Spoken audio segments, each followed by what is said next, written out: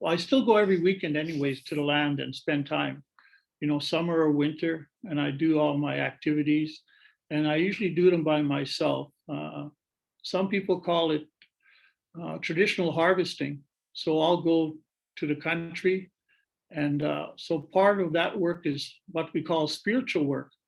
So when I find an animal or somebody brings me an animal, I know how to take care of it because of my past of growing up on the trap line, growing up with the old people, commercial fishing, hunting, and doing all those things on the land-based activities. They call them now, I guess.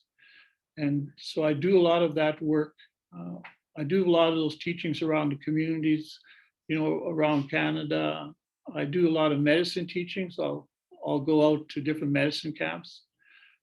I don't know if people are aware of what a medicine camp is or what these are.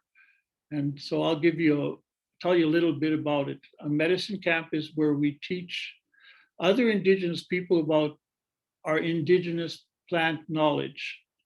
So we're just passing on that knowledge from our old people, from our elders to each other and to other people who want to learn.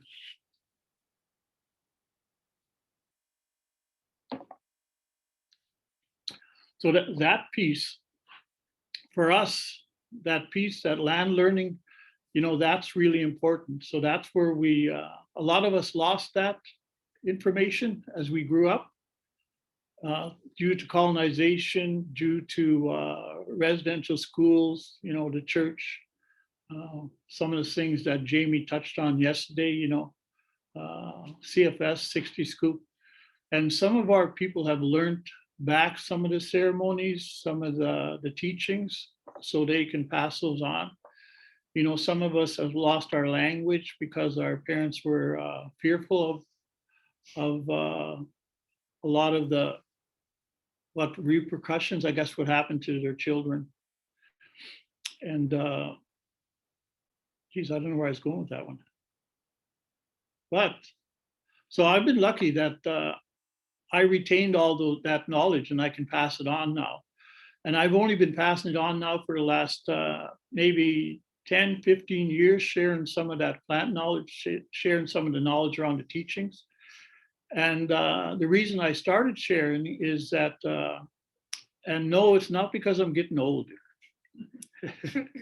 It's because some of the elders asked me to start sharing some of the knowledge I have, because the elders that know me, other elders would come to me to make them an eagle fan, or come to me to repair an eagle fan, or would come to me for, some bear medicine or different things. Or if they were struggling personally with other issues, they would come to me and we would sit and talk, or, I would help them refocus or re-energize.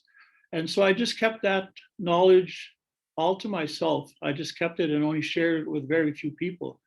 But these elders were asking me to step forth now and start sharing, because for me, it was prophesized that I would be a medicine man, a healer, a spiritual leader, a guide. So they kept reminding me of this prophecy, of this dream.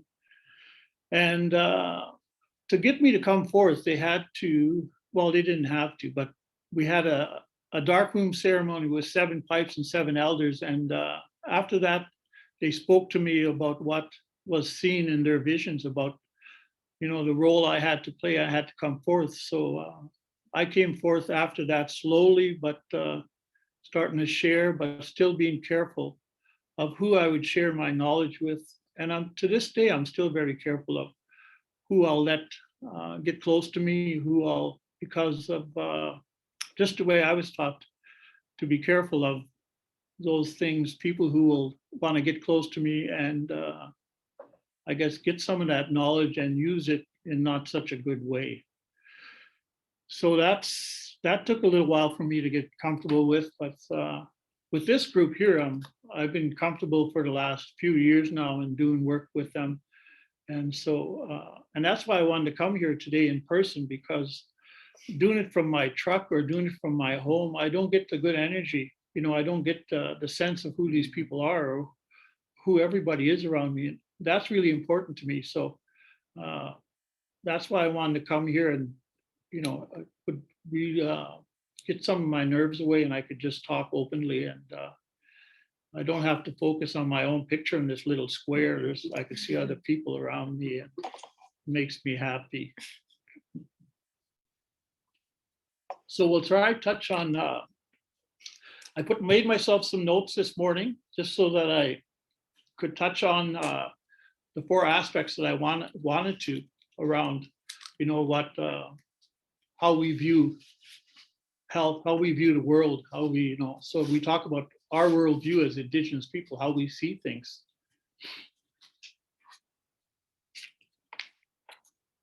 And so some of these, for me, everything overlaps. So when we talk about the emotional, the mental, the physical, and the spiritual, all these components will overlap, so, and I'll point it out as I go through some of the things. So the first thing is I want to talk about is, for me, the most important thing in the Hoop teachings is the spiritual aspect. And the reason for that is, in the Western world, they consider spirituality or the spirit or religion, I guess, if you want to look at it like that, as the least important aspect. They look at physical health is the thing that they have to focus on. But for us, our old people have been telling us that the spirit is the most strongest, and the spirit is what can heal us when other things can't, when our physical form is broken, when our emotional, when our, mental. So for us, it's important that we connect to, in a spiritual sense, to something that's larger than us. So we look at life, what is out there? So for me, I'm always talking to Creator. Well, I'm always talking to myself too, so it doesn't really, I'm always talking to somebody. So I always talk to the Creator. When I'm out somewhere, when I'm walking, when I'm in the bush, I'll talk to Creator, I'll talk to Mother Earth, the earth spirits. So I make sure that I'm acknowledging, my place in the world. So that's part of our holistic well-being, is to acknowledge who we are. Sometimes when I pray, I'll say, I'll ask the Creator to bless me because I'm small, I'm pitiful, I'm weak, I need your strength. So those are some of the things I'll ask for. And even when I'm in the bush, when I go into the bush every weekend, I offer my tobacco and I throw it in the air sometimes. So I'll offer to 4 directions, the four powers, and I'll ask for guidance, and you know what, sometimes I throw that tobacco in the air and it comes back and hits me in the face.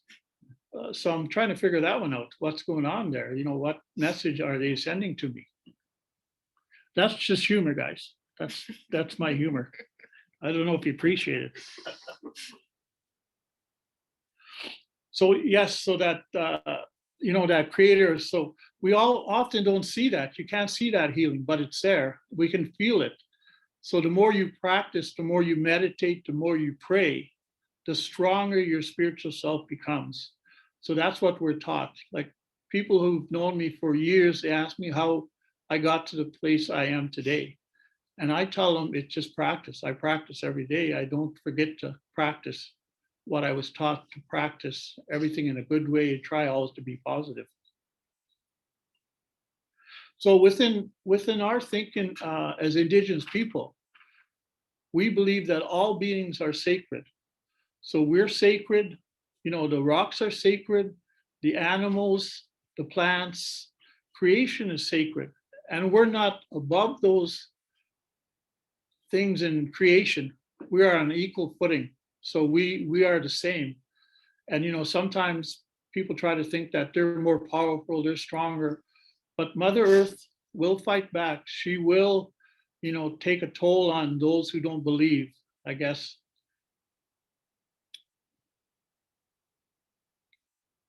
So like I was saying, as we practice, we can get stronger in a spiritual aspect. And we can do that through, you can go to ceremony, you can go to, you could smudge, you can use your feathers. As I see, we have feathers here. I brought some for all of you guys, but you're not here, so too bad. No, all you have to do is ask, actually. I got lots. If I can bring them in for Carolyn or the other two guys here. Kadeen and Tara. Yeah, so yeah, I have lots. So one of the gifts that I carry, and one of the reasons I talk about traditional harvesting is I go around and do eagle teachings. And so these teachings are around how to process an eagle, how to cut an eagle, why we cut them this way, what we use all the parts for, what parts are for medicine. And so, and I do that with an eagle, a deceased eagle. So sometimes I'll get invited to medicine camps and they'll have eagles that have been donated from conservation or other people or other medicine people, and I'll come in and I'll teach their people how to cut, how to process, how to preserve in the old ways, our traditional way, or some people call it traditional taxidermy. So I can preserve a whole eagle, a whole owl, just with salt. Was that off topic? I don't think so. I like that. I forgot to ask you, do you want to answer questions as they come in, or do you want to wait till the I end? can answer questions. Yeah. as they come Okay, in. let's have a look and see. Oh, that's from Megan. I appreciated that. And I'm here. Okay, never mind. No questions yet. Okay. There you go. So what I've done this last year, I've done probably 3 or 4 eagle teachings. I've done a couple over Zoom. Did I send them to you? No. Oh, okay. Well, I could send them to you. Yes, please. I could send one to you. I've also done a porcupine teaching. So I often get animals dropped off in my backyard, actually, from different people. And so I'll work on them. So I process anything like that. So part of the spiritual aspect is what I consider spiritual healing, is to work on these deceased animals and give them new life, bring them back to have another purpose after, because we believe that like a feather has spirit. This is a black bear snout. So I'm Bear Clan. So it'll give me, when I'm feeling stressed, I'll start rubbing it. So if you see me doing this when you're asking questions, back off. No, I'm okay. So I got lots of, so part of my gift is that I find these things, or they're gifted to me. And so when people bring me something, I'll work on it. I can make, like I said, I was talking about bear medicine, make stuff from the bear, pass it on, teach people how to, I guess, clean a bear, clean an animal, skin an animal, preserve it, tan it in our old ways. So I did a porcupine teaching as well. So I brought in a huge porcupine to my work, actually, and slapped it on a table in one of our teaching rooms and invited people to come in and assist me on plucking the porcupine. And I explained to the different parts of a porcupine that carries the medicine. So porcupine, skunk. I haven't given everybody a skunk teaching yet. It's kind of stinky, eh? But skunk medicine, our people say, is actually COVID medicine. So some of our old people have been asking for skunk medicine from me. I don't have any right now, but one of the things we would do with the skunk is to, and this might be new to a lot of you, but it's not new to me.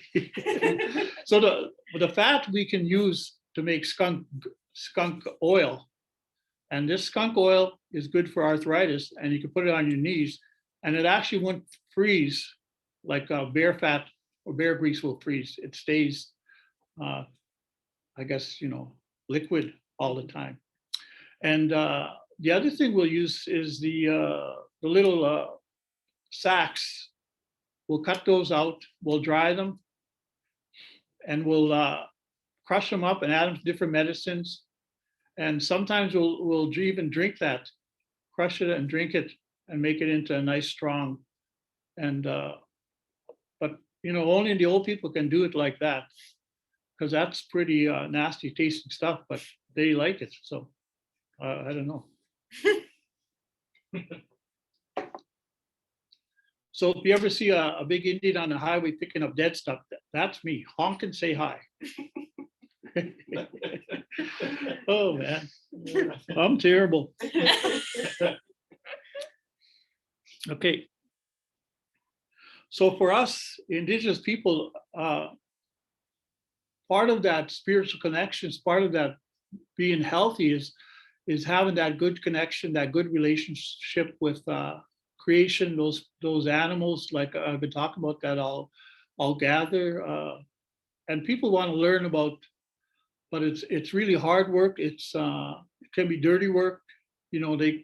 They'll some people I'll invite and they'll come once and then they don't come back again to learn because of you're working on deceased animals in the summer, so it can be pretty strong smell until I get them all cleaned up and nice and smelling sweet, I guess, then they like them.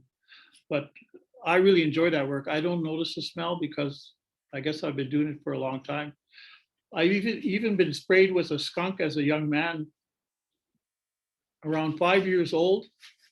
So now when the skunk sprays me, I don't feel it. I don't feel the burning in the eyes. I can inhale it. It's like a cologne to me. And so when other people have tried to do that, they choke and they puke and they're holy heck. And I told them to do that and tried, but I never thought they would. And they come back to me. They said, I got so sick from that on the road. So we have to be humble when we meet the creatures of the earth, the trees, when we're walking and we're looking for things. Don't be disrespectful. Always your tobacco, always make that good offering. So part of that is, as we look at these four aspects, so we work on each one. We're trying to find a balance.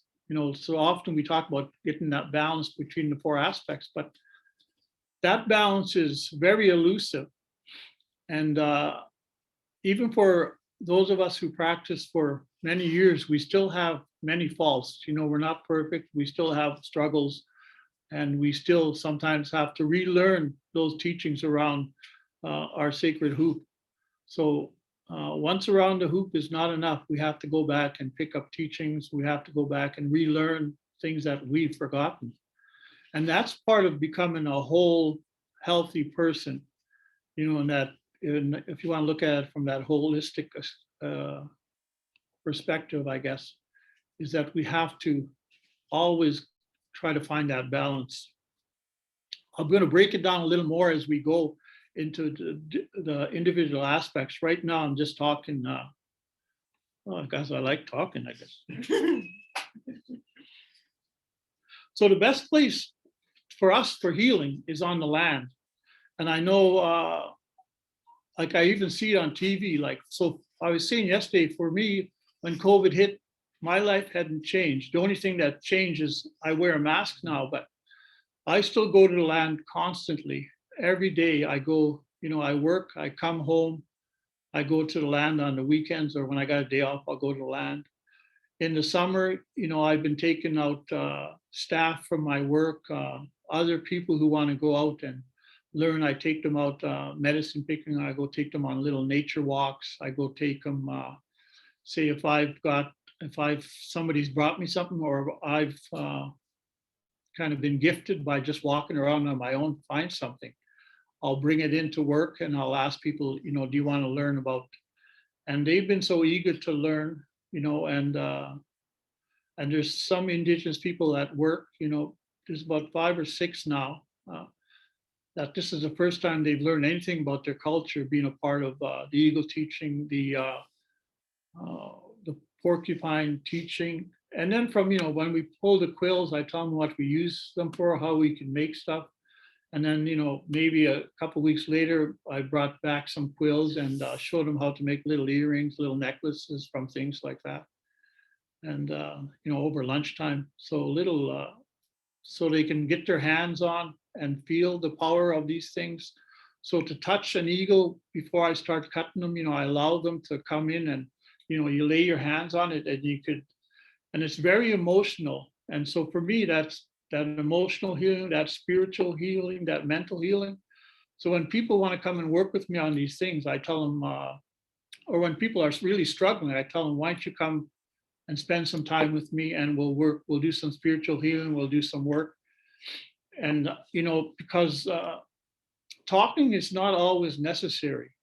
When you're working with somebody in a therapeutic role, or as you're working with somebody in a role you're trying to heal them. And if some of you who've worked with elders and done other things, you'll notice that a lot of time they may not talk to you directly about what you came to them with the issue for. They'll relate a story about their own, maybe own personal experience. And for me, when I was first starting practicing, I guess the Western way of doing therapy, I would always relate a story or something from my own experience, because as Indigenous people, we've experienced so much growing up. So by the time I was 12, I had gone through so much trauma in my life. So when somebody works with me and they say, how can you understand? Well, I can, because there's nothing I haven't experienced in my life as a young man growing up, as a middle-aged man, we'll say. I just about went right to an old man, but no, cut that off. As a middle-aged man. So that's why I say talking is not always necessary for healing. And that goes too far as to when you're struggling with something. Don't be afraid to go to the land and listen to your own thoughts. Get quiet, and just listen to the birds, listen to the grass, listen to the leaves, listen to the rain falling, on those leaves. Once you can start focusing on things like that, then your spirituality, your whole aspects are getting more in balance when you can do that. Because so often here, we can hear the sounds of, society all around us, and we need to get away from those things sometimes.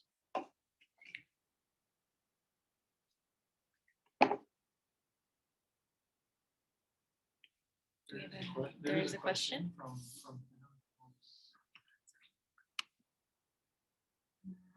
Are there other people sharing knowledge as you do with non-Indigenous people, or would you recommend we learn with Indigenous people? Okay, well, let me see. Are there other people in sharing knowledge?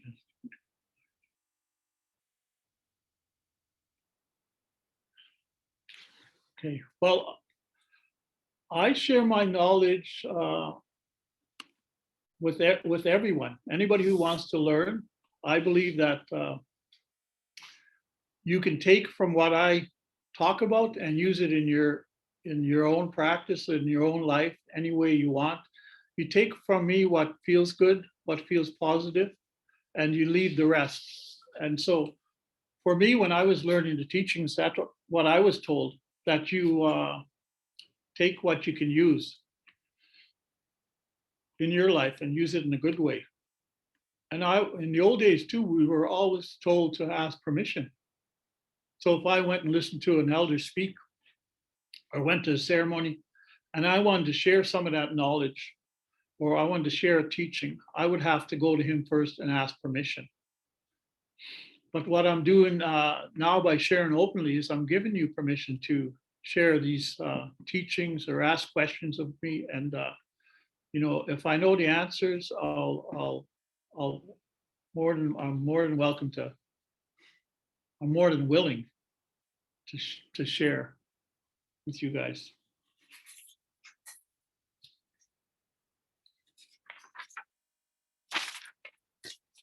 Okay, how much time I got? At 10:39, you got lots of time. What time I finish? You have till Jamie is scheduled for 11:15. Okay. Okay, we'll break them down a little bit into, I kind of broke them down this morning. And so because I know sometimes I talk all over the place and then you have to decipher where those things fit. Like where, what I was just talking about as far as spiritual stuff. So for the mental component, like ceremonies can fit in all four of those aspects, right? Because if I'm in a sweat lodge, my physical self I'm cleansing my physical self, but I'm also cleansing my mind, cleansing my, all that aspect, my emotions. I may go in there and I may be struggling, uh, with a relationship. I may be struggling with ill health of a family member. So something like a ceremony, a sweat lodge, those things will touch in all four of those things. So you have that, all that, so that a ceremony can take care of so much.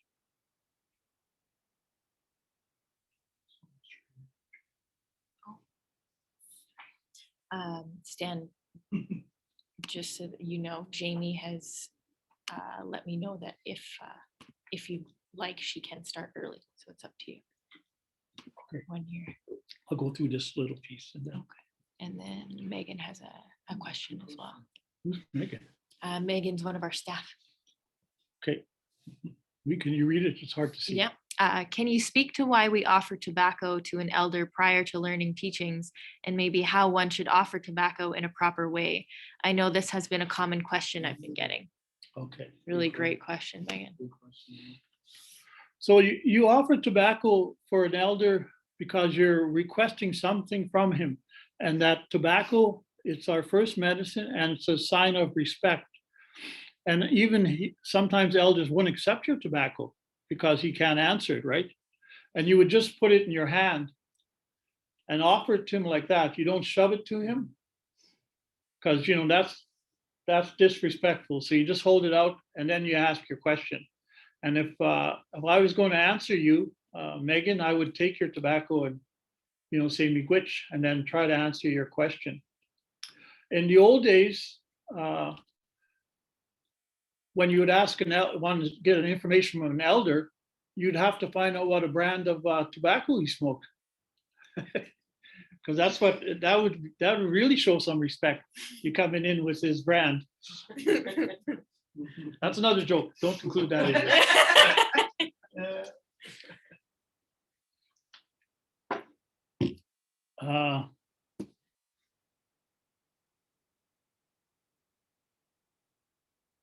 So, and part of that,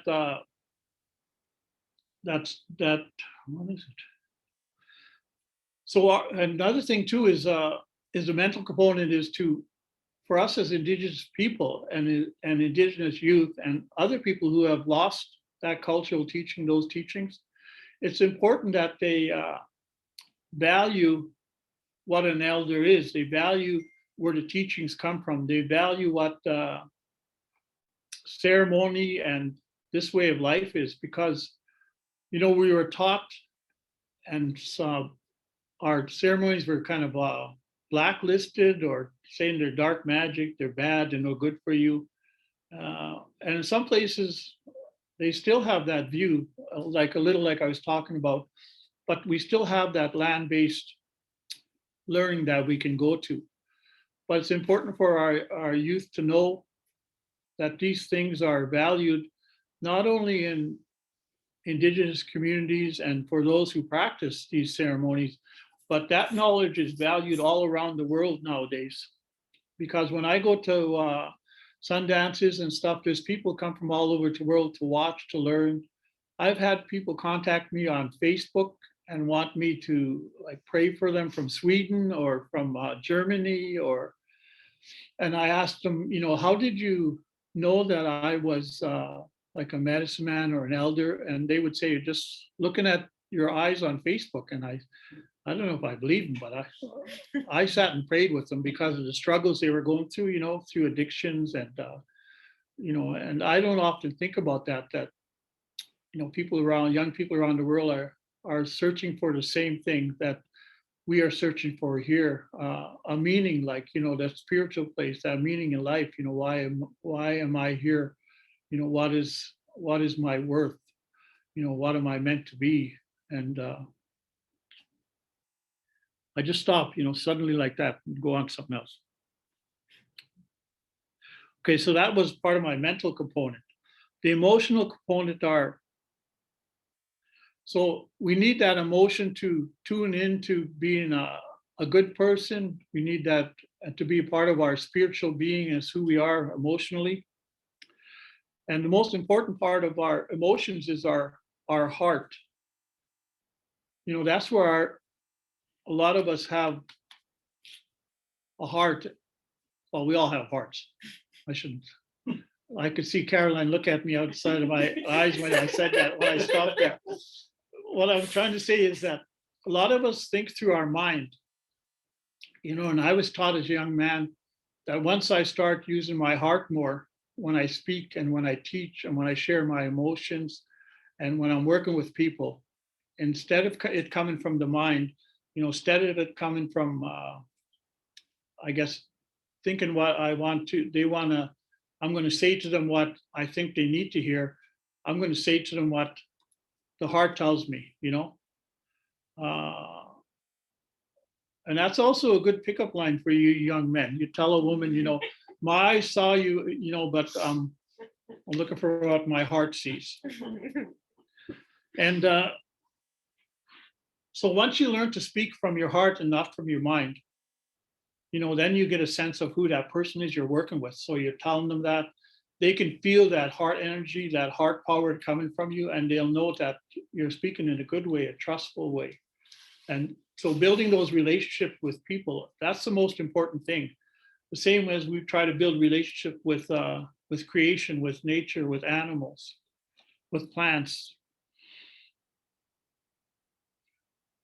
So that heart helps us connect with our spirit, with the world around us. And also, for us as Indigenous people, part of our healing is because we've been traumatized as a group. It's important to understand that when we work with people, especially Indigenous people, we also have to help the community heal, because as a group, we've been traumatized. So in the past, sometimes our trauma hasn't allowed us to even heal. Our trauma hasn't been recognized. Maybe in the last 10 years, we've been allowed to talk about it. As a young man, I had people growing up, people would spit on me and slap me because I'm an Indigenous person, I'm an Indian. And so you carry stuff like that with you a long ways, right? And that trauma of community too. So like in the past on the Trail of Tears, for example, I won't go too deep here on this stuff, but I'm just going to tell you a little bit.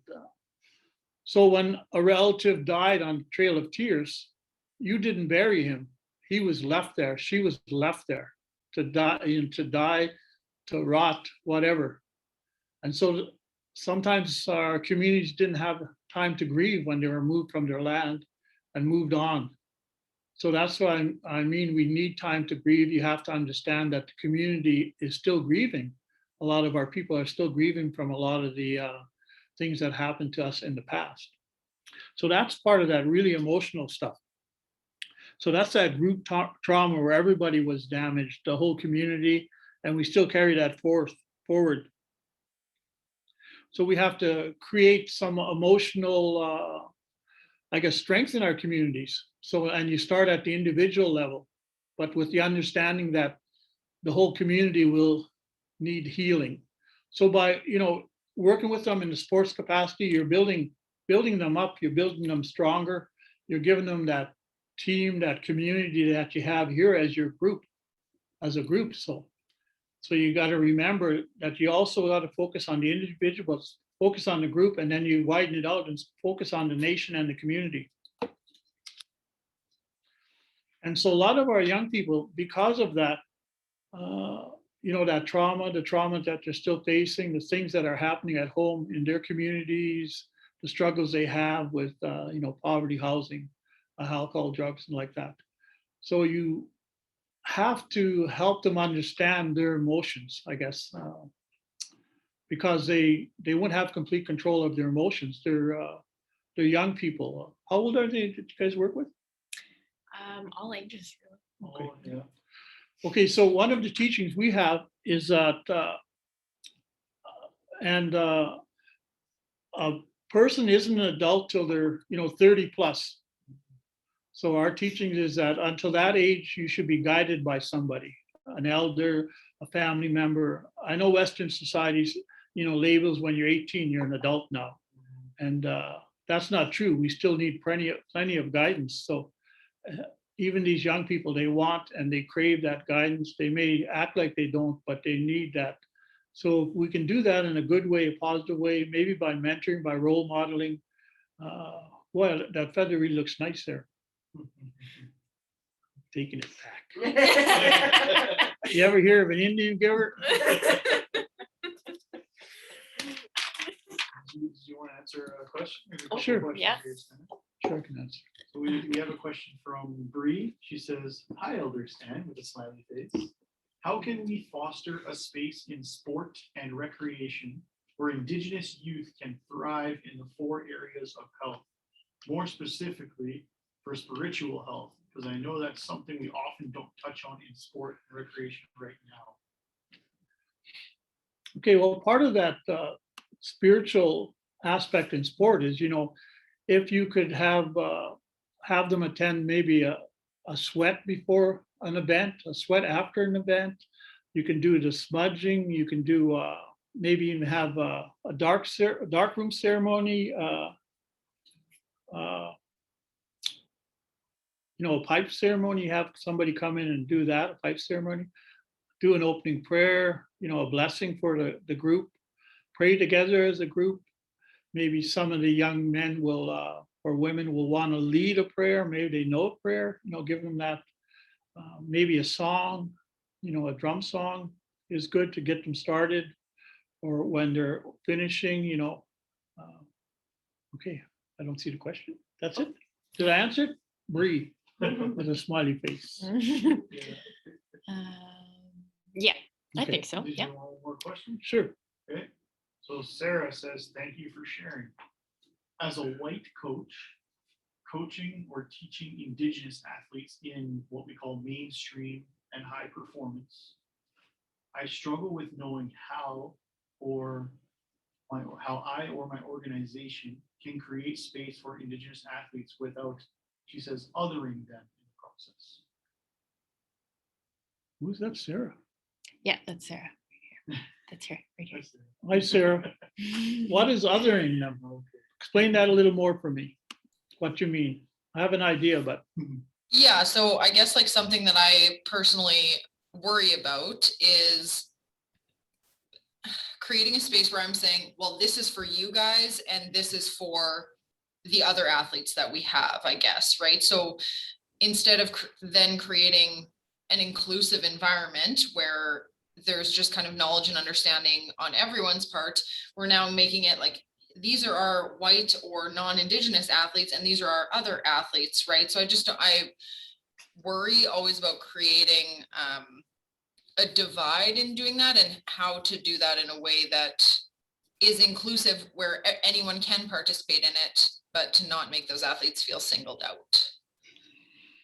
well, even some of our Indigenous athletes may not want to participate in ceremony, may not value this way, maybe are shy about learning about their culture or their ceremonies. Mhm. But what you can do is have an open invitation to everybody, and not just say this is for the Indigenous people. This is just, we're learning about some ceremony, some cultural aspects. And it's also as part of the recommendations of the TRC is that we're learning. So non-Indigenous people can learn. It's an opportunity for them to learn, and also to help them, let them know that, like what I just said, not all Indigenous people are aware of their ceremonies. Not a lot of urban Indigenous people practice the ceremonies because they've been away from it for so long. I have people who are urban Indians, and they'll come up to me and ask me where I can learn because I was born and raised in Winnipeg and I've never been connected to my reserve. And so that's what I tell them. There's, I'll connect them up with certain things that are going on, things, events that they can go to and attend and watch and just get comfortable. And I tell them that's how I started. I would just start going to events as a young man and standing around till, the old elders started ordering me around and just took it on themselves to, tell me, hey boy, you're going to do this, or boy, come and get this. And so finally, that's how I started learning, by just, they noticed that I was there, and they started, I guess, I say ordering, but they started teaching me that respect, how to be a helper, and that's what I like calling myself, is a helper. I like to help people. And so that's how they taught me. And so we just share that knowledge. I have knowledge to share with you guys, and you have knowledge to share with me. So that's that mutual respect we have to have, as that expression that's been around for a while, that we're all treaty people. We're all part of this. Some non-Indigenous people aren't aware of our struggles, aren't aware of what we went through. And so if we can share that in a good way, a positive way, that's what we should be doing, to help each other learn together going forward. We can't change the past, but we can learn together, we can respect each other. And that's what we should be doing going forward. Is there another one? There's one more question if you want. Yep. This is from Kendall. So Kendall says, for non-Indigenous people working with Indigenous people, especially about wellness, is it okay to include the sacred hoop teachings in our work? Not to take credit for it, but to be inclusive? Or is it best for only Indigenous people to teach and include that? No, that's okay. You can share that teaching if you want to use that medicine wheel Good question. phrase, or the medicine wheel approach. A lot of people are doing that. Yeah. So that's good. You can use it, and I'm fine with it. Okay. Where are we? Physical. Okay. So the physical part is that for Indigenous people, and for I guess you coaches too, nutrition would be important. But for us, knowledge of the foods that come from the land is where our wellness comes from. Because a lot of our indigenous youth now in the north, because I worked in the north quite a bit, it's so expensive to buy good healthy food. But there's good healthy food in the bush. And some of those places still have traditional camps where they'll go and hunt moose and deer and caribou, trap, and all those animals we trap, we can eat.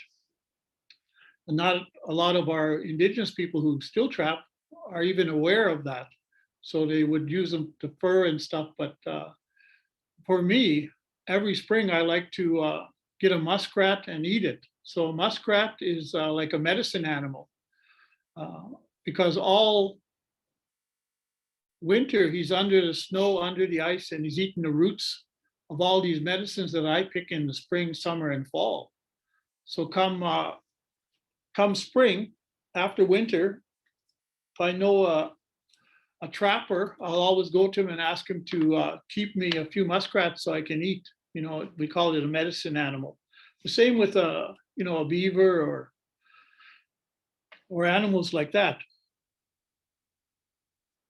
And so if our people could get back to more of this is really hard, but a traditional way of living, living off the land and taking what we need, but no more, is for me is always been when I retired, that was my dream, to go back to the bush and just live off the land, eat a chicken. Now I have to hit those chickens with my truck.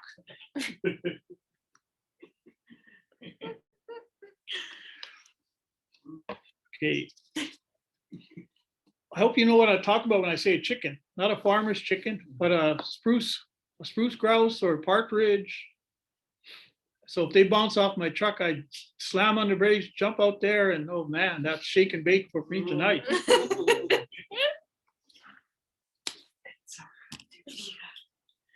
And the other thing is to, as far as the physical component is water, that to realize that water is life. You know, water, in the old days, we would drink that water from those creeks. So those creeks, that water would flow through all those, under those roots, all those medicines, the same as the muskrat now. And we would drink that water. And so we were drinking healthy medicine from the earth, that water. But now it's really hard to find that good drinking water, but water is really important too. So drink more water, don't drink as much, don't drink much as this Coke.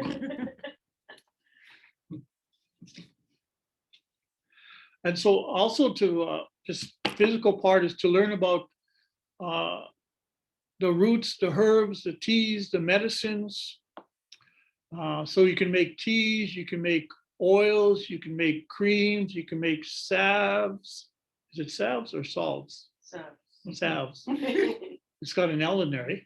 I see in my head, salves. So so you can make that from with, you know, with, you just pick your medicines and you put them in a little jar with oil, and then you let it soak for a couple of weeks and take it out.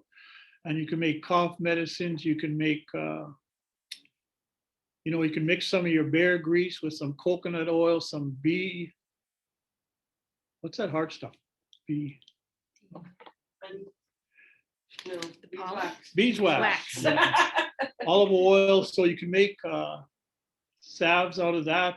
You can even take some of that skunk oil and put it in there, and you know, you got some really strong stuff. But for me, if I rarely get a cold or anything. Like I can't even remember the last in how many years where I've got a cold or a sore throat.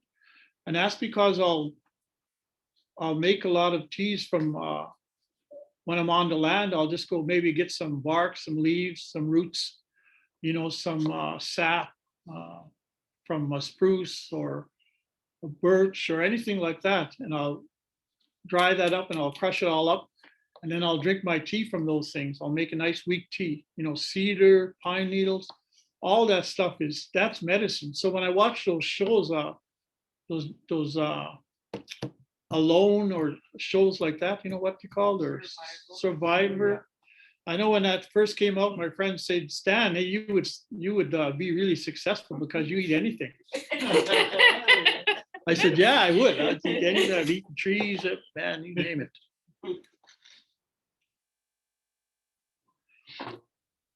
Okay.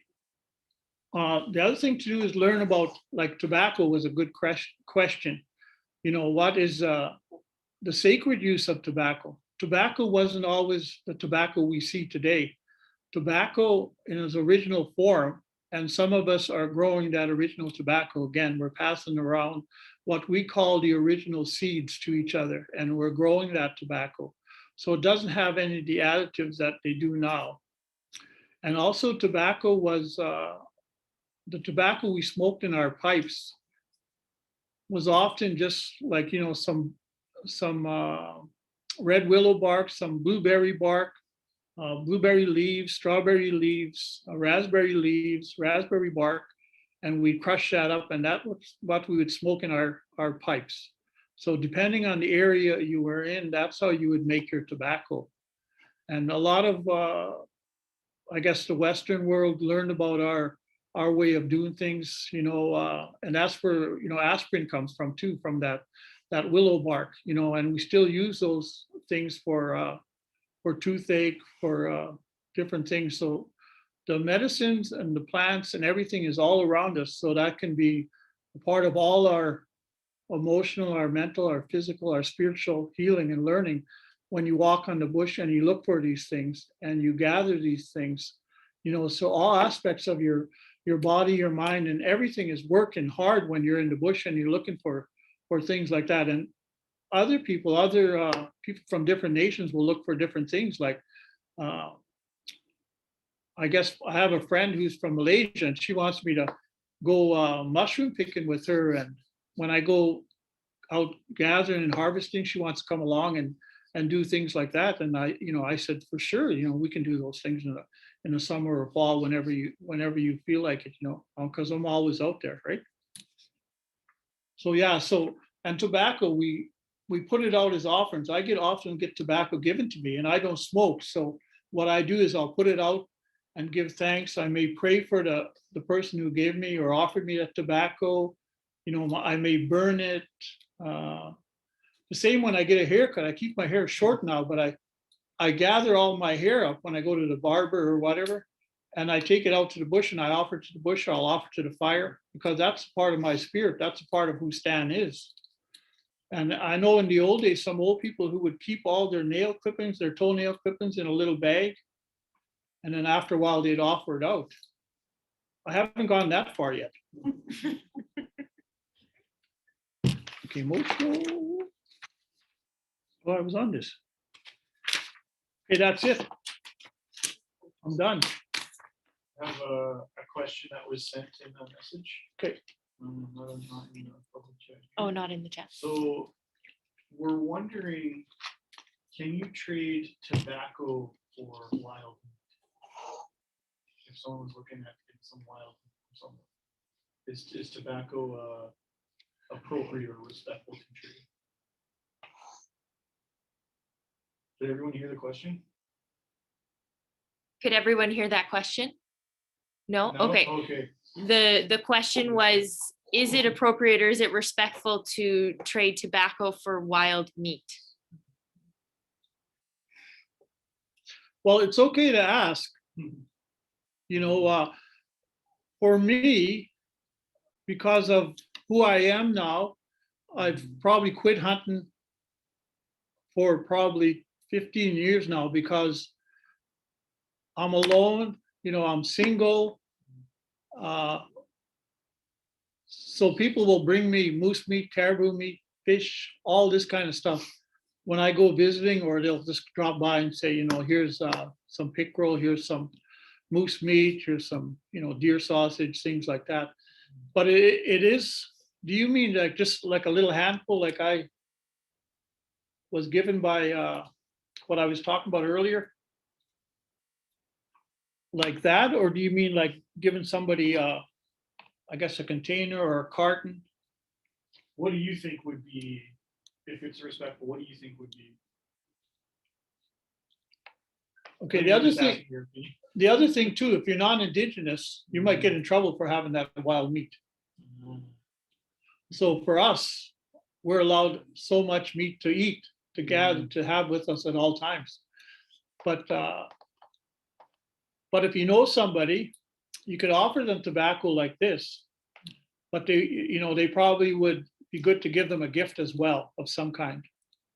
Offer a gift. I know for us as indigenous spiritual people, knowledge keepers, often we'll get gifts like blankets, cloth,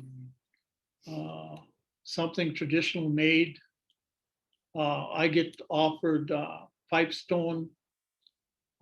People will bring me, yes, just stuff like that. Blankets, dishes, cloths, dishcloths. And what happens usually is my daughter, when I get stuff like that, my daughter will come and go through everything and take what she wants. I hope that answered your question. Yeah, it's okay. Got one in here. You wanna read that? Sarah says, according to Western law for non-Indigenous hunters, I believe it is illegal to sell or trade wild game, and you must be in possession of all purchase tags in order to have wild game in your possession. That's good to know. It's good to know. Yeah, I didn't realize that. Yeah, For non-indigenous. for non-Indigenous, yeah. Yeah, I knew that. Mhm. I knew something to that nature, but I never knew how to approach that either, like if somebody, because we always have wild meat as well, Mhm. and then if our non-indigenous friends want some, like, Yeah, if I you're don't gifting know. it to them, how do you, yeah. is it like protocols then? Like, would they say, well, we'd like to have some of your wild meat? And should they be giving something? I think that might be what they're asking. or is Well, it it just? does, like you not wanna necessary, say? but I think it's a sign of respect. Okay. Like I have non-Indigenous friends, if I get too much meat, or even Yeah. like pickerel, I'll say here, you Mhm. know, but eat it right away. Mhm. You know what I mean? Yeah. Here's a meal of deer meat, here's a meal of moose meat, but eat it right away. Okay. You know, don't gather it and store it. Yeah. So that's, Or brag about it. or brag about it, yeah. Yeah, like as a non-Indigenous hunter, I'll share meat with friends or whatever, but it's essentially just like, this is for you directly. I don't need anything in return, etc. I mean, it's based on being caught by COs essentially, right? So they're not going house to house looking for it, but Are there any CEOs here today? So I'll tell you a story. Last fall, I got raided by 8 conservation officers, 4 provincial and 4 federal.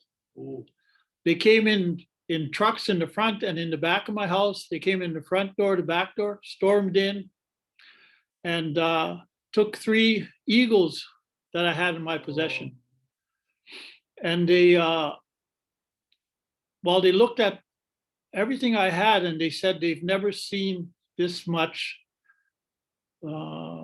traditional items or in one person's possessions in their life.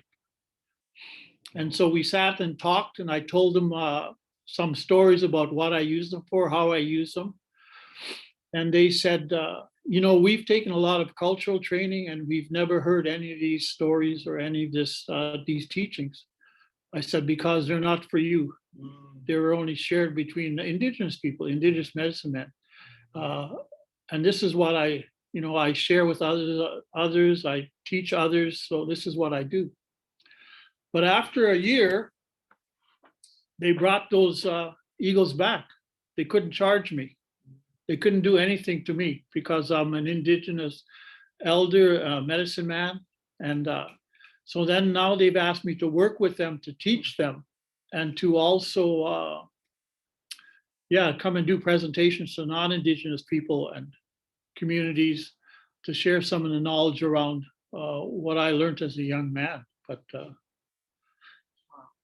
yeah, so, you know, it was just like a show of, what do you call that, cops or something, where they come storming in. I was actually in the shower and there's a guy standing there. And he said, what are you doing? I said, well, I'm having a shower. What are you doing? I said, can I get my pants on? And they were videoing and taking pictures and everything. Oh, wow. It was unbelievable. The water shook right off me. I was so scared. No, that's it. Any more questions, you guys? I hope you like my humor. Right. Okay. Oh, we want maybe one more. Cheers. Oh, Megan, yeah, I'm in tears laughing. Love the humor. Great. Okay. Pretty Well, close. yeah, that's perfect. All right, so we are going to transition over to Jamie Menzies' presentation, but before we do that, I would just like to say thank you so much, Miigwech, Marcy, to Stan for coming and sharing all of those teachings and that knowledge with us. Oh, we just have Krista saying, thank you for your wisdom and humor, Stan. Thank you. All right. Oh, I'm not going to say that correctly. Pitamaya yi. I don't know what that is. Oh, yes, that's, yeah, Melissa. Dakota, thank you. Okay, that's, I was kind of wondering if that's what that was. Yeah. You guys can have this if you want. How close was I, Melissa? Was that anywhere close? You sure can. No. And tell your friends if everybody wants. It's Padamiai. Okay, yeah, I was I have way a off. thousand Thank of you. things Thank like you this. for telling me. Lots. Awesome. Thank Oh, you very much. Can I take that back? Okay. All right, so it's just going to take me a second to get transitioned over because I'm going to share my screen with Jamie's slides and presentation. So let's take a quick break, maybe 5 if you need to move.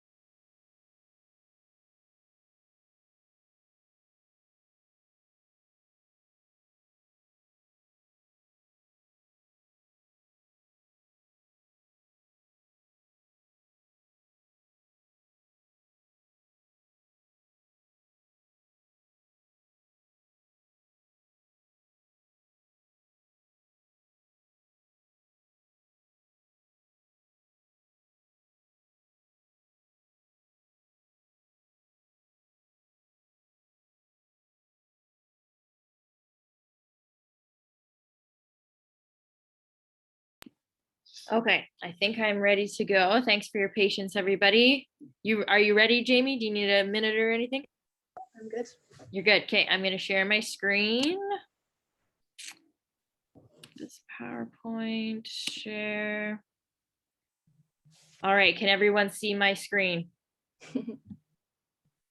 Yes, okay, cool. All right, and. Okay, Jamie, so you can go ahead whenever you're ready. Just let me know when you want me to switch the slides, and I'm going to also mute myself here. Great. Okay. Thanks, Caroline. I'll start by pointing out my incredible athlete named Brooke. She played for my North American Indigenous Games provincial team that was supposed to be this past summer 2020. Unfortunately, it was canceled, but there's a great shot of Brooke going up for an attack in volleyball. So anyway, thanks for having me today. Really nice to see some faces and see all the people joining. My name is Jamie Menzies, and just as a bit of an introduction before I get into the bulk of things, I'm on the Manitoba Aboriginal Sport and Recreation Council board. I also coach the North American Indigenous Games provincial volleyball team, and I run an Indigenous female and two-spirit volleyball club in Manitoba. So that's kind of my involvement in sport in the area. And today I'm going to try to, I learned a lot from Stan over the course of the past 3 days. I'm going to try to apply a little bit about what he spoke about to sport as best as I can. But I do want to start a little bit with a culturally relevant introduction. You've heard from First Nations speakers this week, and I am representing the Métis Nation. So I'm going to speak a little bit about that. And because of what Elder Stan and Jamie Wilson said about land acknowledgements yesterday, I'm going to try to also do my own land acknowledgement. So to begin, my mom's family is Métis. In case some people don't know much about it, I'll just give a little bit of a Coles Notes of what that means. The Métis Nation is native to the region here, the Assiniboine and Red River, the Forks as we call it now. It's not a half Indigenous, half European nation. It became a distinct nation with a distinct culture, a distinct language. It had a distinct community and a geographical area that it called home. It kind of was native in the late 1600s and early 1700s.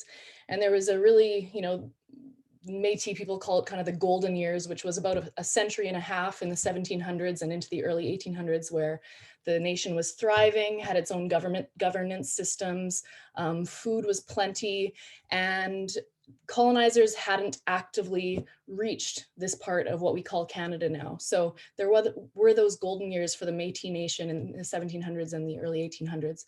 That was before Canada expanded west, and that was before the name Manitoba was even on the radar, was even a thought in people's minds. So this is where my mom's ancestors come from. I currently live in Wolseley, so as I look out my window, I just want to acknowledge the land where I'm at.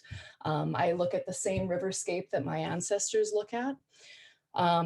Ironically, I think it's worth mentioning, ironically, Wolseley is named for the expedition that was authorized by John A. Macdonald to capture Fort Garry and also extinguish Louis Riel and extinguish the Métis government at the time. So I'm not sure I'm in love with the name Wolseley for my neighborhood, but that's where I live. And yeah, I just want to acknowledge that land where my ancestors lived.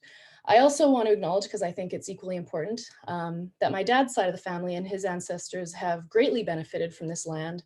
And that's been on the coattails of an oppressive government. So I bring both perspectives to my land acknowledgement. And I think it's important to begin that way and just let you know where my family's coming from.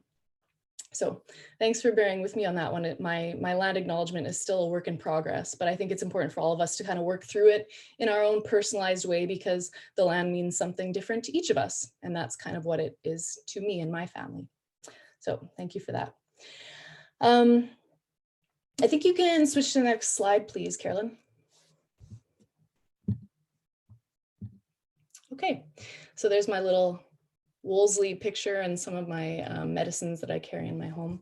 I do want to mention before I get into the bulk of my presentation that I've not been handed down teachings from an elder. So I'm going to be speaking from a perspective today of what the Aboriginal Sports Circle has entrusted me with. I'm also going to be speaking just from my own personal experience and a little bit about what Stan spoke about today and yesterday. So what I'm saying today is by no means a Métis traditional teaching that I've been handed down by a Métis elder. So I just want to acknowledge that. Okay, you can go to the next slide, please, Carolyn. I should add, this PowerPoint is by no means like an academic work of art, but I just know that some people are visual learners, so I just wanted to have something for you guys to follow along. So I'm going to start by not criticizing the Sport for Life long-term athlete development model, but just showing it to you so that I have something to compare it to when I start to talk about the Indigenous model. So this model is what I would call mainstream sports athlete development model. It's a little bit linear in my perspective, like there's kind of a next step, next step, next step, next goal, next goal, next goal. If you do research on this model, it is very well researched as far as health and wellness, and I'm by no means saying it's wrong. This is just one worldview. This is the mainstream worldview that most people are taught. And when I was an athlete, I was kind of brought up through this model. I achieved in this model, I had great success in it, but upon reflection, I believe that there's a lot missing from this model. It's very much a model that has winning as a goal, which is okay when winning is part of the pie. But I personally believe there's maybe a little bit too much emphasis on winning and performance and kind of attaining the podium. So again, I'm not saying this model is wrong. I've had success in it. Many people have, but I believe that there's a little bit missing. And so I would like to kind of introduce you to a different worldview. So Carolyn, if you don't mind going to the next slide. So I'm going to tell you a little story to lead into the teachings. I've been coaching for about 20 years, but about 12 years ago, I started coaching in the Indigenous sport world. And when I applied to be the North American Indigenous Games provincial head coach, I was asked in the application for not only my credentials and accolades, but also to write a one-page write-up about what my coaching philosophy was. At that time, when I was, I don't know, 23, 24 years old, that I had no idea where to even begin. I had been kind of an accomplished athlete, and I had coached athletes to improve their technical abilities, and I had won a lot as a coach and an athlete, but I didn't know what a coaching philosophy was. I hadn't ever even put my mind to that. I just knew how to create capable athletes and maybe to be one myself. So I'm gonna kind of ask you guys to think about what your coaching philosophy is, or if you're from a sport body or something, maybe your leadership philosophy, or if you're a teacher, your teaching philosophy, or whatever that, however it may be relevant for you. Another way to put coaching or teaching or leadership philosophy might be, what is the lens that you apply when you are managing and guiding young lives? Or what is the filter that you're using with all the decisions you're making? So this is kind of, you know, the thing that I want us all to leave here today thinking about is, what is my personal coaching or teaching or leading philosophy? I'm just going to check the chat because I see there were some comments. Oh, okay. All right. So we're going to do an activity. You can go to the next slide, actually, please, Carolyn. But first I'm just going to, I know that Stan spoke about the sacred hoop or the medicine wheel, but I like to have a visual model here for us so I can just kind of walk us through it with the visual. I call it a medicine wheel just because that's what the Aboriginal Sports Circle calls it, but you're welcome to call it a sacred hoop as Stan directed. This symbol is an ancient symbol, and the Aboriginal Sports Circle kind of talked to elders across Turtle Mountain to gather teachings and came up with this model. Just note that not all Indigenous communities do use a sacred hoop or medicine wheel. It's just commonly used. And this particular adaptation kind of will help us to visualize and make sense of a holistic approach to coaching, I believe. What I love about the sacred hoop or the medicine wheel is that a circle allows for balance, and there's not one part of the circle that's more important or less important than the next. Another thing that I think's great about a circle is that all of the elements, all of the parts of a circle are interdependent on each other. So one cannot exist without the other. You can't take any part of the circle out and it'd still be a circle. There's just a harmony and a balance about it, and all of the elements of it matter equally. So that's kind of how I process the medicine wheel.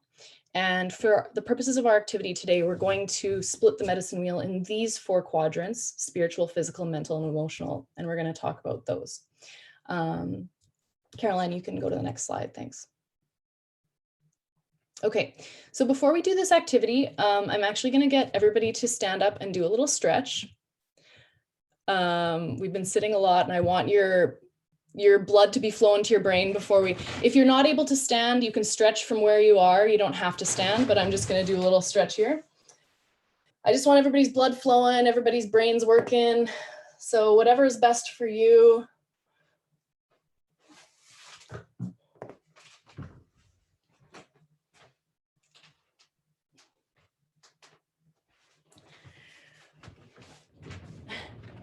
When you're done getting the blood flowing and activating a little bit, I'd love for you to grab a piece of paper and a writing utensil or a different piece of technology. I'd like you to just be able to take your own notes here.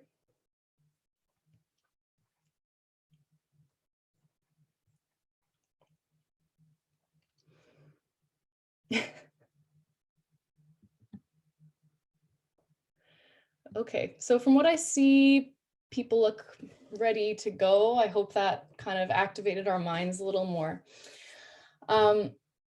Okay, so it's my perspective that the current and past sporting models, specifically coaching models, heavily focus on the physical quadrant of the circle, of the person, I should say. And I think because of what the areas of work that we're all in, whether we're teachers or coaches or leaders or, executive directors, whoever we are, we know the physical side of sport. The physical sides might include, I'll just provide some examples. Athletes need water. Athletes need to stretch. Athletes need technical guidance, whether it's how to take a slap shot or, how to hit a birdie. Athletes need safe and appropriate equipment. Athletes might need running shoes. They need appropriate clothing. Maybe they need shelter. Maybe they need sand. Maybe they need turf, whatever. We all have a general grasp of what the physical needs of sport are because we've been inundated with them our whole lives. Where it gets a little trickier is figuring out the needs of a person in the other 3 quadrants. So I'd like you guys to I'm going to give you just 4 minutes. I know that's not much time. And I want you to try to pull up in your mind an individual or a community, whether it's a community you work with, the north end of Winnipeg, Fort Garry, Sioux Valley, Winnipeg, or whether it's an individual like, okay, my son or daughter, myself, the captain of my hockey team, whatever it may be, pull up a community or an individual in your head. And I want you to try to come up with what that person's or what that community's spiritual, mental, and cultural needs might be. And this is just a brainstorm, slap them all down on your paper. And there's no right or wrong answers, but I want you to give that a go. I'm going to give you 4 minutes. And while you do that, I'm going to play a Métis Red River Jig for you. So the time is yours. When the song is done, we're going to come back together and chat.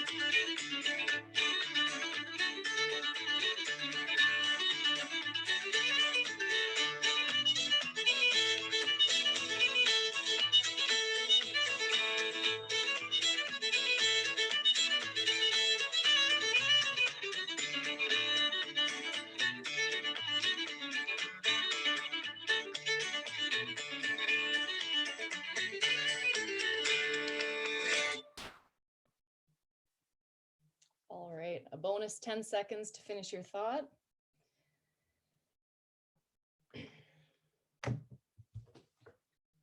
Thanks for doing that, everyone. Thanks for participating. If anyone's willing, I would be really curious to know who or what community you pulled up in your mind. So if anyone doesn't mind sharing in the chat, whether they were envisioning their grade 7 student or Dauphin, Manitoba, or if they were doing it for themselves, I'd just be curious to see where all of your minds were at. So whoever's willing to share that information in the chat, I'd love to just notice it. Okay, so now that you've had a chance to kind of consider the variety of needs, the different quadrants of an individual or a community, so what? Now what? What do we do with that? Who cares? We've put some thought to that.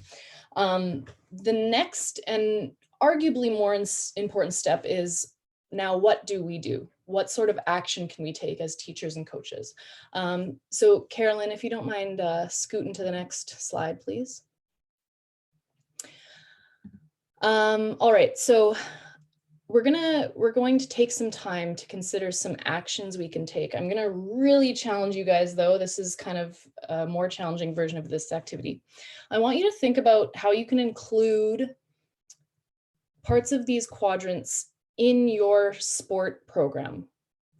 So, but instead of just asking you, okay, what's an action I can take to address a physical need of my athlete? As you can see, the arrows are pointing on the overlapping parts of the circle in this graph.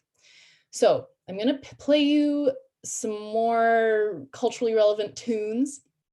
And I want you to come up with 5 different actions that you can take. One action that could address the overlap of physical and cultural needs. One activity that could address the overlap of cultural and mental needs. One activity that can address the overlap of spiritual and mental needs. And one activity that can address the overlap of physical and spiritual needs. And then finally, the ultimate challenge, what's an activity that you could include in your program that would address the whole person? All 4 quadrants included in that activity. So this is not easy. And honestly, there's no wrong answers. This is just an exercise to get us thinking about this. So I'm going to give you again another 5 minutes or so, and I want you to start jotting down some ideas like that. So go ahead.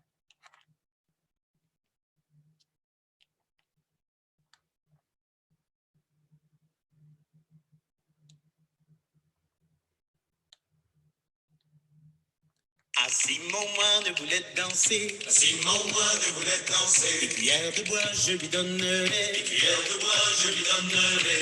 Danse mon moine danse, tu n'entends pas la danse, tu n'entends pas les cuillères de bois, tu n'entends pas les cuillères jouer. Tu n'entends pas les cuillères de bois, tu n'entends pas les cuillères jouer, jouer.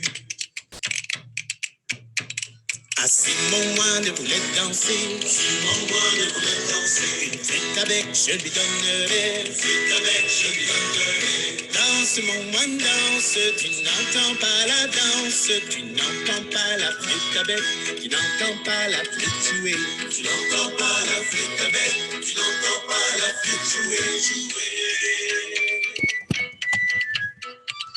Assis mon moine voulait danser. Assis mon moine voulait danser. Un accordéon je lui donnerai. Un accordéon je lui donnerai. Danse mon moine danse, tu n'entends pas la danse, tu n'entends pas l'accordéon, tu n'entends pas l'accordéon jouer. Tu n'entends pas l'accordéon, tu n'entends pas l'accordéon jouer, jouer. Assis mon moine voulait danser. Assis mon moine voulait danser. Une mandoline je lui donnerai. Une mandoline je lui donnerai. Danse mon moine danse. Danse mon moine danse. Tu n'entends pas la mandoline. Tu n'entends pas la mandoline jouer. Tu n'entends pas la mandoline. Tu n'entends pas la mandoline jouer, jouer. Assis mon moine voulait danser. Assis mon moine voulait danser. Un violon je lui donnerai. Un violon je lui donnerai. Danse mon moine danse. Danse mon moine danse. Danse mon moine danse. Danse mon moine danse. Danse mon moine danse. Danse mon moine danse. Tu n'entends pas le violon, tu n'entends pas le violon jouer. Tu n'entends pas le violon, tu n'entends pas le violon jouer, jouer.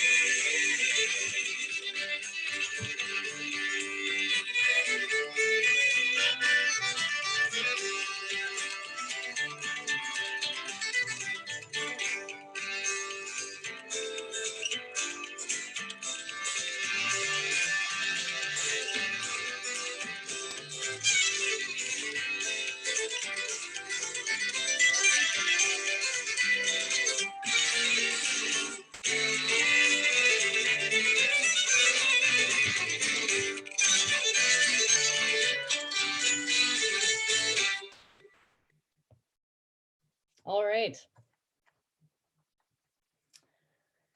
I'm not sure if the music detracts from your ability to think or not, but it at least provides a smile. So, okay, so that activity being done, maybe you're not done. This might be something you want to put more thought to later, but I'll just bring it back to the group. Carolyn, do you mind going back to slide 4 for me, actually?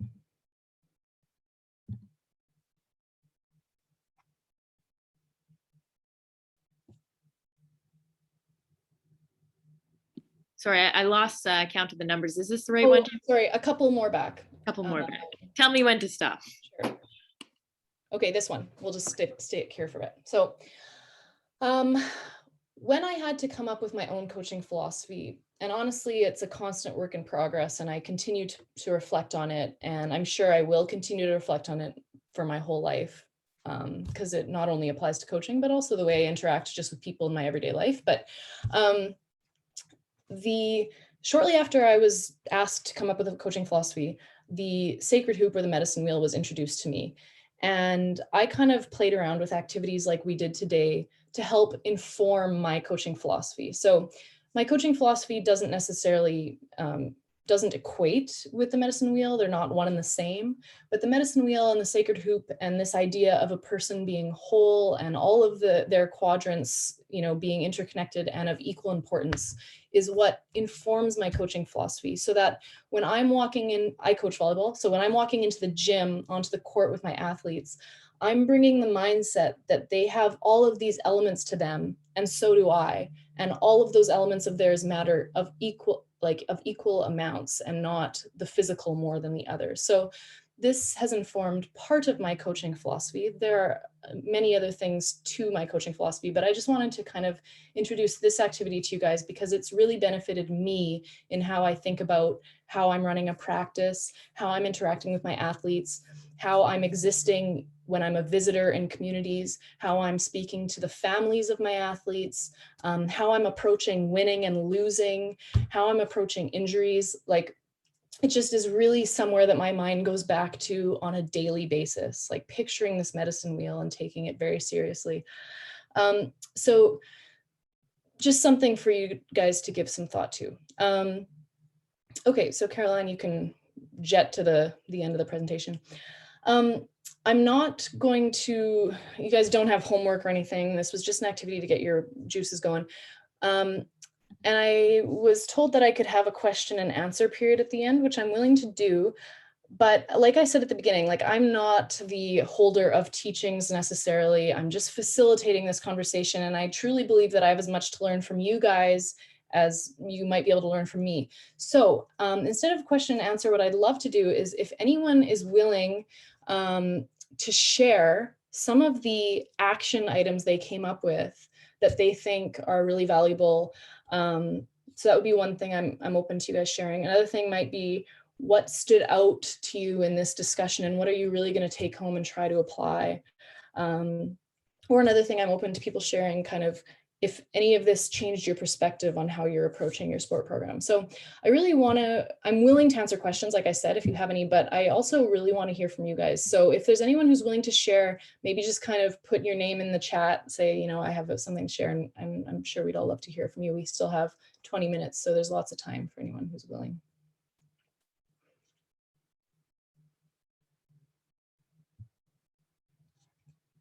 I'm also not above putting people on the spot, so I'm just kidding.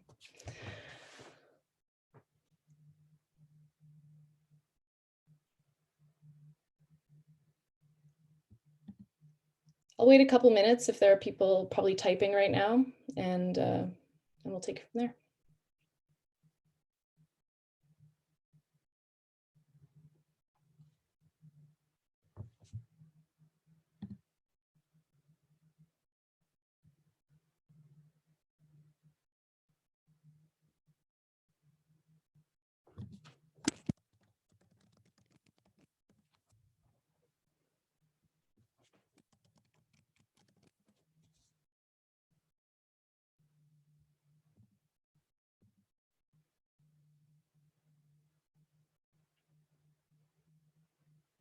So Diane says one of the things that we should look at is the language we use in sport. Diane, if you're willing to elaborate on that, I'm sure we'd all like to know what you're getting at. So the floor is yours, Diane, if you're willing. I guess I'm willing. So I come from the sport of figure skating, and we have recently just changed the name of two of the steps that we use because they are culturally insensitive. So we did have a step that was called the Choctaw, and we did have a step that was called the Mohawk. And they have both now been changed, the S step and the C step. So looking at words that we use,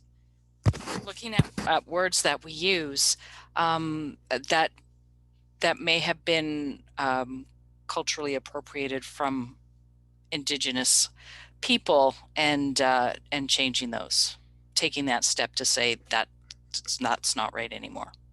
Great. Thanks, Diane. I'm sure that's making a lot more people feel comfortable in your sport. I love that. Melissa says a canoe voyage once COVID is over, or a 30-day challenge like running or walking every day, a therapeutic art session. Those sound great and kind of address some of the physical and emotional, cultural, etc. Is there anything you wanted to say out loud about that, Melissa? No, not really. So to share some ideas. You want to teach us another word in Dakota? Han means hello, but Nice. that's in the woman version, and then the men version's how. Cool. Yeah, so whenever like I said pidamia ye is a woman's version, and then do is a men's version. So if you're gonna say pidamia ye, that's women's, and pidamia do is a men's version. Okay. Cool. Thank you. I see Sunny. What are your thoughts on the Indigenous long-term participant development model provided by the Sport for Life? Good question, Sunny. So unfortunately, I didn't include that, the Indigenous long-term participant development model in my PowerPoint, just the mainstream long-term participant development model. The Indigenous one is similar. It's kind of presented in a linear way, but what I think is really important and stands out about the Indigenous version is that the arrows aren't in like one upward trajectory. There are arrows coming into it at different points in the ladder, we'll call it. And also there are some arrows that are going down, or, you know, like it's just a little bit more about where is each individual and what would be the best model or trajectory for them. And it's not necessarily linear towards one particular goal or upwards. It's just a little bit more, should they be at the fun level their whole lives and just cycle there? Do they want to go to a more, you know, medal winning version? Maybe they go there for a moment and then they go back to the fun. So it's just like the arrows are a little bit more forgiving, I find. And there's also consideration of, what I like about it is it's wants Indigenous athletes to access mainstream if they want, but it also wants the Indigenous community model to help Indigenous athletes overcome hurdles too. So it makes space for both and the whole spectrum of sport. So I kind of dig the Indigenous long-term participant model more than the mainstream personally, as I'm sure you've gathered. Thanks for the question, Sunny. Bree, getting outside when we can participate in sport and recreation, a connection to the land when participating really helps me with my spiritual health. I love that suggestion, Bree. Did you want to share more about that with the group? Not much else, just like I find growing up, I participated in track and field a lot, along with figure skating and other sports like volleyball. But I find now being older and being a retired athlete from those sports, I picked up trail running. And I just find I have just a totally different connection with my culture when I'm running outside. And, you know, with trail running, you do run in the bush a lot, which is really great for my spiritual health, I find. Thanks, Bree. I agree. Yeah. If there's been one silver lining of Corona, that might be it, is just forcing us back on the land. Okay, so Carolyn maybe wrote, can you tell us about your experience growing up in the mainstream sport model and the biggest difference you noticed when you were welcomed into the Indigenous sport model community? I could talk about that question for maybe 10 hours, but I'm going to try to pick one thing. So like I said, I had success in mainstream sport, and I happened to have a learning style and a childhood that allowed me to thrive in it. And so I guess I'll say, because it was positive enough for me, I didn't really realize what I was missing until I was introduced to the Indigenous side of sport and more of my culture. And it was only then that I realized how much I had been missing and didn't even know it. I just feel like people bring their whole selves more to the space, and things that I was told were bad in sport or not allowed, like crying or being sad, or we've all heard the trope, leave your feelings at the door, or leave your problems at the door, or like leave whatever happened at home behind you. That's how I was taught to like come into my gyms. And I don't know if that's really that healthy. So if we're looking for sport to just benefit our physical health, then I definitely experienced that in mainstream. I lived a physically healthy childhood. But if we're wanting sport to benefit all four quadrants, I didn't really realize that was allowed in a sport context until I was introduced or welcomed into the Indigenous sport community. So I don't know if any of you have had similar experiences, but it changed my life when I was welcomed in and able to be a coach with Indigenous youth and in Indigenous circles, and to be able to share that side of me and also learn that side of my athletes. Great, thanks for the question. If there are any other questions, or if anyone would like to share more, we have a couple more minutes, but I also don't want to keep you guys longer than necessary. So, oh, Bree has her hand up. Okay, Bree, go ahead. I was wondering, for the physical and cultural, what I first thought of was like traditional Indigenous games and incorporating that, because I think obviously a lot of us come from different sport backgrounds and we're working with different age groups. And I've had the honor of teaching traditional Indigenous games to university students, and I think regardless of what age you're coming from, it's so much fun. And you know, hearing the stories of the cultural stories behind the games, I think is a lot of fun regardless of what age you're at. So I was wondering if you could touch on that, and maybe that being a possibility for all sports as like a warm up, right? Like we do all these dynamic warm ups, and it's like, go play traditional Indigenous games. Like, Yeah. Thanks for bringing that up, Bree. So I have two answers to that. First answer being, if what you're looking for is an overlap of physical and Indigenous culture, MASRC can help. So contact Kade, Tara, Carolyn, Leah, whatever, Maura, anyone else, and they have the resources to help you, whether you're Indigenous or not. So that's my answer. That's my one answer. If you're looking for an overlap of physical and Indigenous culture. If you're just looking for an overlap of physical and culture, culture can also mean a lot of things. Culture can mean the other cultures of the athletes you're working with. It can mean Manitoban, Canadian, Pakistani, like Chinese, it doesn't matter, but it can also just mean the culture of your team.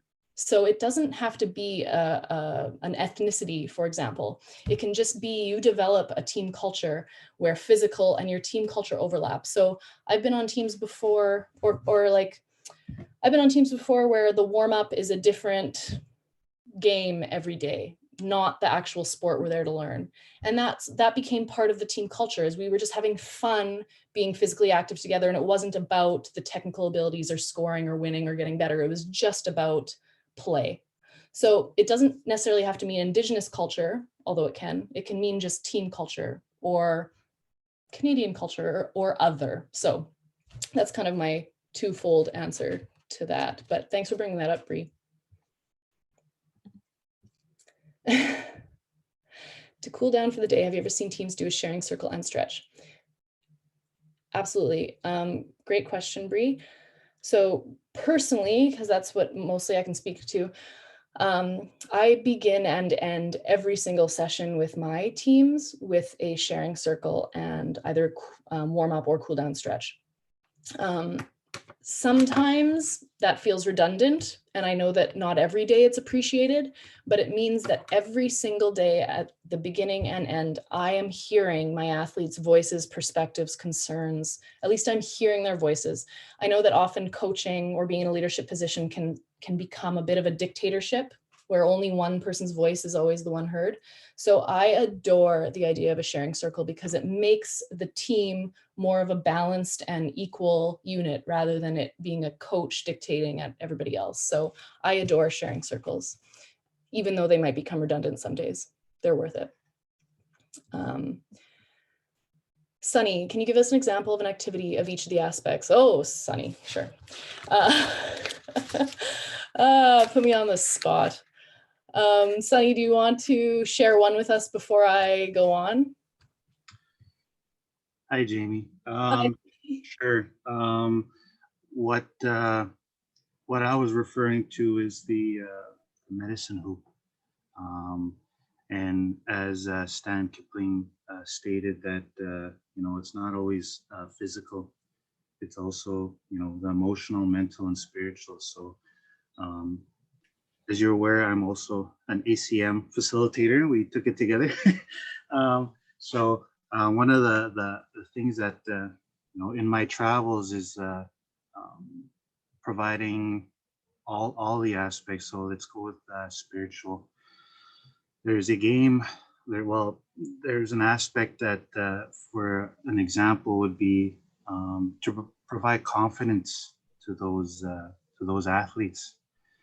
So there's a activity where we put everybody's name in the middle of a paper and we pass it on to each of their teammates, and they write one good thing on that piece of paper, and they pass it on until finally they receive their paper. And the confidence in their in their demeanor rises above.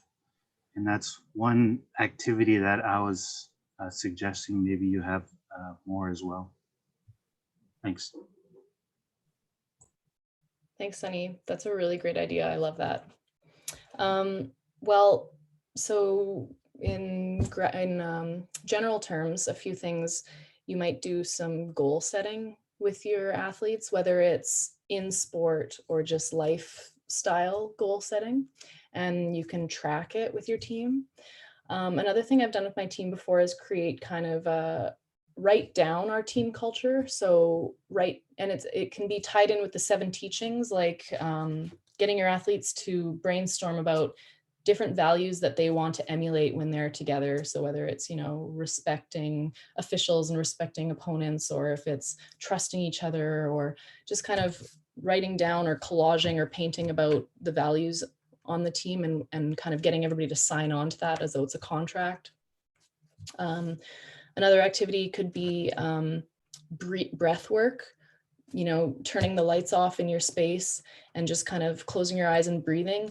This, for one, develops trust between everybody, because it can be kind of uncomfortable to close your eyes and breathe in front of people, but breathing, kind of visualizing, like I'll use volleyball, visualizing the pass, visualizing a successful serve, because I think we all can recognize that when you're visualizing success, it's more likely to happen in physical time. A lot more on the Indigenous side of things. You can, find a space to smudge, even just go for a nature walk and breathe in the outdoor air. People like Stan are willing to come speak to your team or your group. So I could talk about this stuff for hours, but I also want to hear from others. But thanks for asking that, Sunny, and thanks for sharing your activity. I really love that. Melissa, how do you motivate athletes to keep going when they face racial discrimination? Or what do you say to them to keep them moving forward?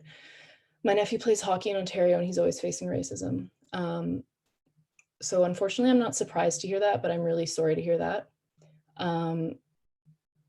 Yeah, on one hand, I kind of want to recommend to everybody here to take the Aboriginal coaching module, because we do kind of talk about addressing racism in some more positive ways. And I don't believe that I'm the authority or the expert on that in this group by any means.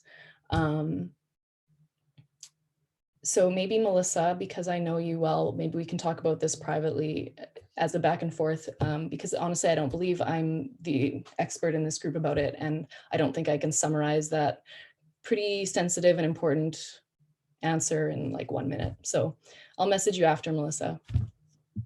Melissa, is there something else you wanted to share out loud to the group about it? No? Okay. Okay, thanks. Sorry if that seems like a cop-out to everyone. I just don't want to not give the appropriate time to that answer. Okay, well, it is noon. I really enjoyed hearing from you guys. I really appreciate the level of participation and you just being here today and all week for that matter. I'll hand it over to Carolyn. Okay, thank you so much for that, Jamie. I just want to let everyone know if there is questions that come up for you, like if you think of things afterwards, whether that be for Jamie or for Stan or any of the other speakers that we've had this week, please, please, please just reach out to one of the staff at MASRC. If we don't have answers for you, we can connect you with all the facilitators or get you an answer to some questions or resources if that's what you're looking for, anything like that. Thank you so much, Jamie. I think that was a really good way to, after listening to Stan speak and share some teachings with us, it was a really good way to bring that into the tangible, especially I think for people who where those teachings are kind of unfamiliar and brand new for a lot of people. So I think that's I think you did a really great job in making sure that they're applicable for everyone, even though they might be brand new. yeah, so I just want to let everyone know who is on the call.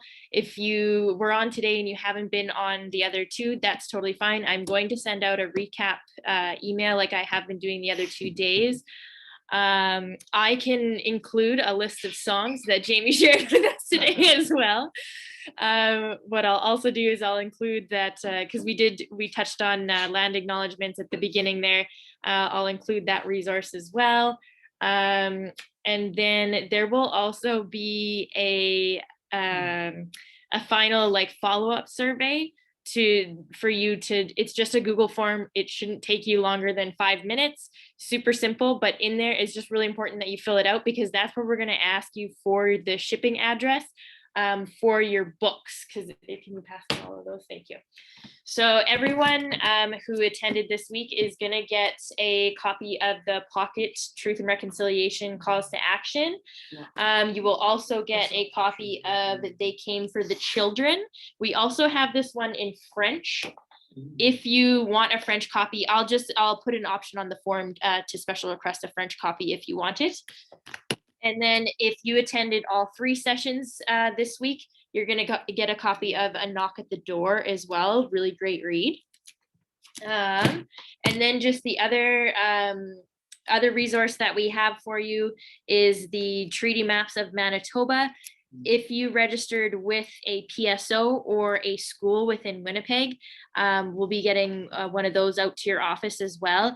If you are outside of Winnipeg or if you registered as an individual, I did include the link to where you can order one for MFNERC. We just can't like ship all the posters everywhere because they're huge and weird shaped and it would be too much, but we'll give you the link so that if you're interested, you can get one for yourself, definitely. And then the last thing I know that we touched on a little bit this week was traditional games. So this is the book, Playing with a Great Heart. This is a collection of Indigenous games that was put together by Blair Robillard. He was also the instructor for the Indigenous Games course at U of M for a while. So we have these books here.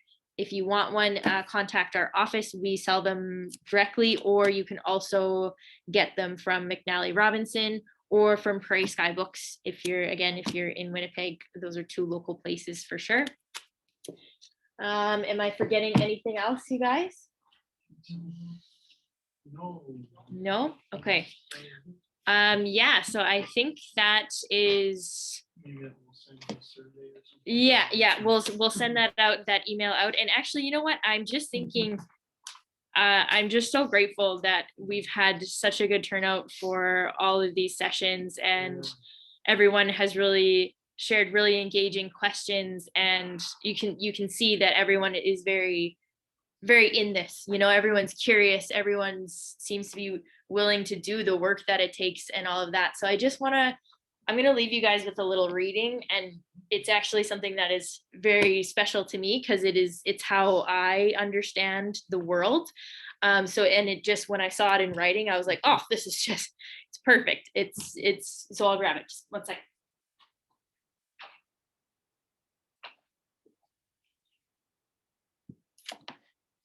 Okay, so this is from the book Gathering Moss, which is written by Robin Wall Kimmerer. She is an Indigenous author, and she also wrote Braiding Sweetgrass, which I think is her more popular book. They're both really great. Anyways, I'm gonna read you this, and I'll leave you with this today. In Indigenous ways of knowing, it is understood that each living being has a particular role to play. Every being is endowed with certain gifts, its own intelligence, its own spirit, its own story. Our stories tell us that the Creator gave these to us as original instructions. The foundation of education is to discover that gift within us and learn to use it well. These gifts are also responsibilities, a way of caring for each other. Wood thrush received the gift of song. It's his responsibility to say the evening prayer. Maple received the gift of sweet sap and the coupled responsibility to share that gift in the feeding of people at a hungry time of the year. This is the web of reciprocity that elders speak of, that which connects us all. So she references plants specifically. That's her area of study.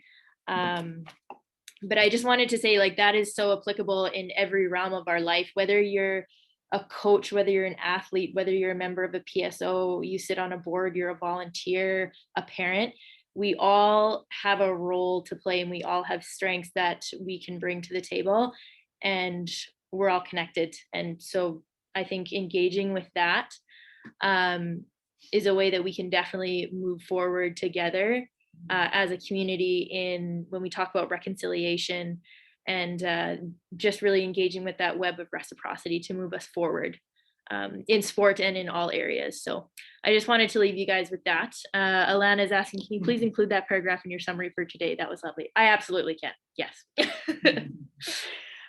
So yeah, if there's no other questions before we leave today, that's it. We'll wrap it up.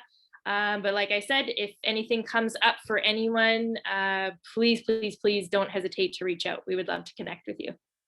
So I'll leave you all with that. Have a good afternoon. Bye-bye. Thank you. I got another meeting right away. I'll pick these books up for you guys. Okay. Oh, can you pass that little tiny little baby book? Still recording.